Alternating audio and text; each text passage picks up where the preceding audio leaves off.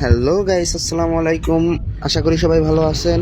আমার জীবনের প্রথম কন্টেন্ট ভিডিও, তাইলে ভিডিও শুরু করা যাক। হঠাৎ করে ঢাকা যাওয়ার ডিসিশন নিলাম।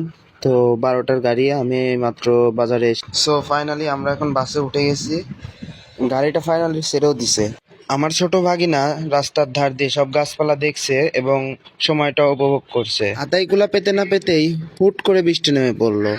আতাইকুলা পার হয়ে মাতপুর বাজারে গেলাম, আর এখন দেখি বৃষ্টি নেই, বৃষ্টি থেমে গেছে।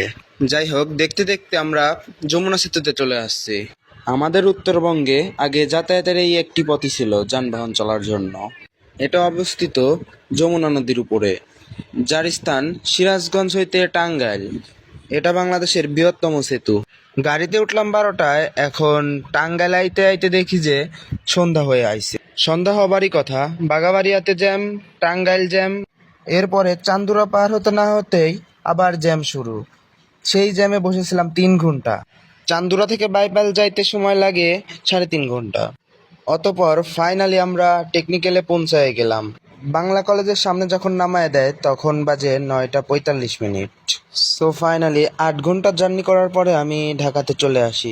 অনেক জার্নি করার জন্য আর পরের ক্লিপসগুলো নিতে পারি নাই।